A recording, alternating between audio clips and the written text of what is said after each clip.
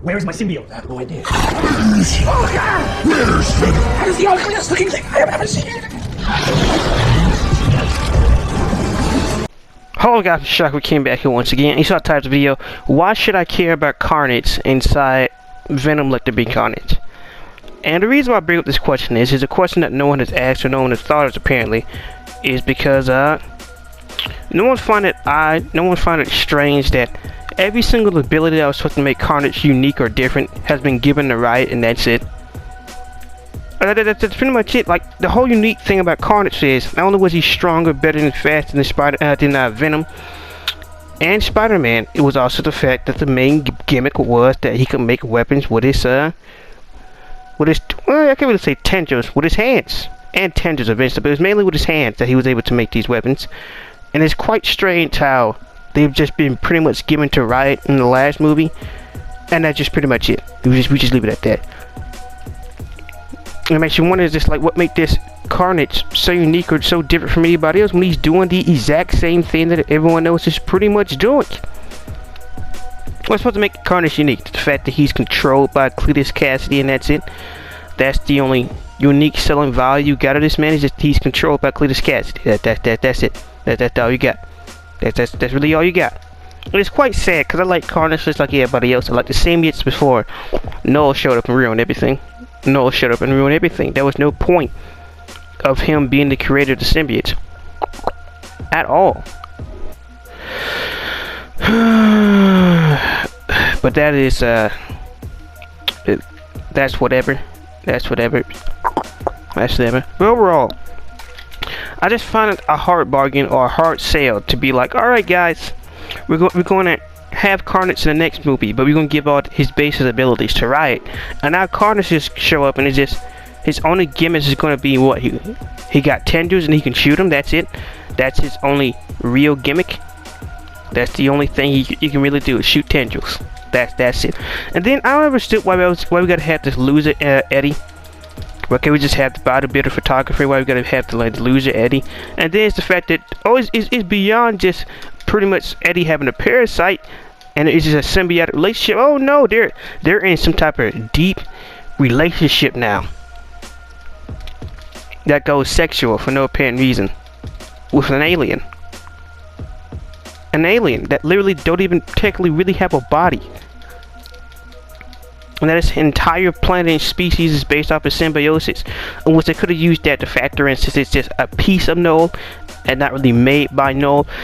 It is what it is with that.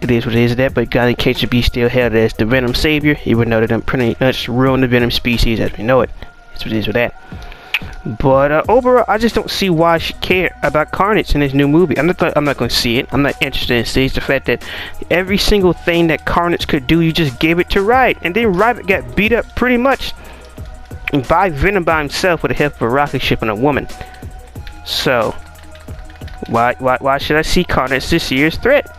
Unless he's going to be immune to fire and sound, which I guess Venom is as well to a certain degree, because he survived from the last movie, in which if the fire, and we're back, and if the fire flames are that deadly, then can he just hide inside Eddie's skin after he was halfway through the flames, since it wasn't really burning Eddie as he was burning away? So he just could have hid inside Venom's skin, like, and inside Eddie's skin, like he did in the comic books. It's not like what he's doing or what he's achieved is anything different from any other character that has done pretty much the exact same thing. So why should I care about Carnage? Is it Cletus Cassidy, on which I don't even know how to go and properly show off Cletus Cassidy, because they're bringing in Scream, even though she didn't even show up in Maximum Carnage. Or in better words, she didn't show up when Carnage first broke out of prison. Pretty much on his second rampage, Scream showed up, and he's just like, "Hey, look, I like what you do, Venom. Oh, you're my type of girl. This is perfect." But as for the first appearance, it was just Venom and Spider-Man, and then the fact that it is just Venom going against Carnage. How does Venom gonna beat Carnage when Venom could never do it by himself in the comics? You know, they could have just easily added that whole weight building thing with Eddie. They just would have put like a punching bag and some weights in his apartment, and it would have solved the whole bout building thing. Just something he do every once in a while, and that's how you get that extra physique on him. Because they'd be like, oh, okay, wait, see Tom Holland get the Venom symbiote. You're gonna be a monster just like Eddie just because? Or just because Tom Holland's 6 foot and that's all it takes. With no extra ingredients, nothing else. I know, to me it's always been a frame of question that no one has really tried to answer to bring up, because I'm one of those people that even though Eddie Brock and Venom is not the same in the Venom movie, and the movie isn't anything in depth, but I say it's still pretty good as its own thing. I still enjoyed it. I watched it back and I still enjoy the movie. But to go down this route, well, he's just gonna be right on steroids, and anything you can do, I can do better. That's it. The only difference is the CEO guy didn't get too much of personal development, but in which I don't see why Riot choose the CEO guy and choose him like as a main body. I guess it was just good symbiosis, even though it's not really shown to have similar personalities. He just shows up and that's it. And that's where my whole problem comes from. They should have never had Riot have all those abilities. Maybe he just could form some spikes and stuff and that's it. But nope. He can form a mace, he can form scythes and swords, you can do all this extra type of stuff, and he's better than Venom. Not including the fact Venom couldn't defeat him by himself. He had the help of a rocket ship and his girlfriend. On which how it's going to be revealed that he's bi, or they're in some type of relationship in which, number one, there's no such thing as a symbiote male or female. Besides from my own person, the character Terror, there is no real male and female, and it's pretty much implied that the symbiotes produce asexually. So I don't see how that works, but it just throws in Andy Serkis, which I thought was a great guy. He's great playing Smeagol inside Lord of the Rings, and some other things. But it seems like, and it turns out that this movie can just go down to right everything else. And all we can wait to see Spider-Man. I don't see why you people want to see Spider-Man when Venom is not even depicted as a villain or a proper anti-hero. There is no in between. Oh, he eats bad people. That's it. The Punisher is a hero and he kills people. What makes Venom so bad? What makes him so much of an anti-hero? What makes him to be anywhere close to being considered or to be called a villain compared to anybody else? What makes him so much different? There's not going to be no major fight. As soon as they fight the first time, they're going to team up immediately afterwards. It won't be a Godzilla vs. Kong type of thing. So I don't see why I should care for Carnage, to be honest.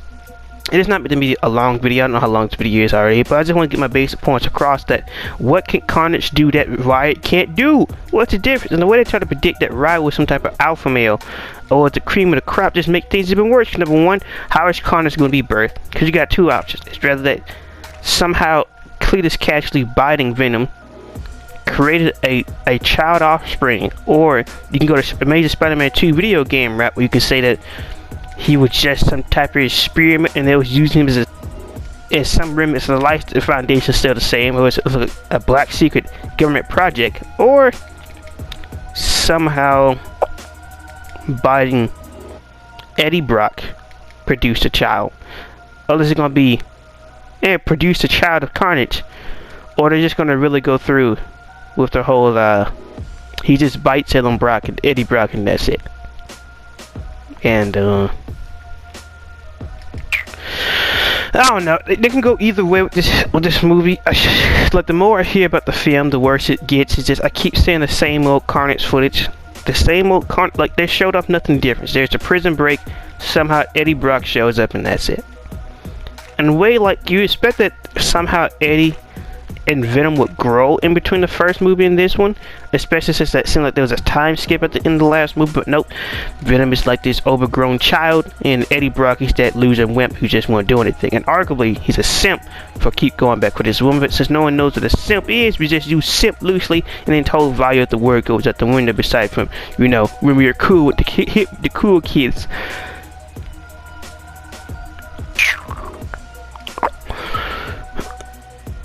I'm not even gonna say this video, but overall, I'll let you guys thoughts and opinions about this whole upcoming movie, even though there won't be anything in the comment section, not even anybody questioning this movie at all. It's just, it comes out, and you know, just supposed to get excited for it, because you know, not like we're supposed to do anything else. But Venom Shark, you got thoughts and opinions. Do you believe that Carnage would be somehow different and just won't have any weaknesses? And if he just doesn't have any weaknesses, how is Venom going to beat him? Like, Venom couldn't beat Carnage by himself before when he did have weaknesses. And when he was weak to the high vibrations of sound, high frequencies of sound, and when he was weak to fire. Besides from with Garble and Carnage, in which, unless you're going to say since the Goblin Shim caused some type of mutation inside of Norman, that it led to Carnage carrying that same mutation while being attached to Norman, but there's ruined the symbiotes. There's no repairing with Donny Cates in the Red Goblin. There's no repairing that. They've ruined it. They've ruined it. Because it was an unnecessary retcon. You could just have said a piece of his asset was left around and just gave life to an entire planet of symbiotes, and you would have gotten the exact same shit. Like, why do we need somebody from some ex-Cell member who got mad because he was kicked out of the he's just mad over it? You gotta try to show back up. And then Noel shows up, kills Eddie Brock, and he just comes straight back. He just comes back in the exact same story. He's Captain Universe. And Al Ewing gonna be writing it. Al Ewing can barely write the Immortal Hulk right. And you gonna throw him on Venom? The damage is irreparable. What they've done to every Brock is unrepairable. Him having a son, interesting development. Him having to raise the son to step with Harry, and Harry's son being like infected with some type of form of Carnage symbiote, that was pretty interesting. Noel showed up and ruined everything. I mean, again, the whole Harry thing was introduced with the whole Noel thing, so it is what it's been. Shocked. You guys thoughts and opinion. Why should we care about Carnage when Riot can do everything that Carnage is known to do? It's been Shocked King, and peace.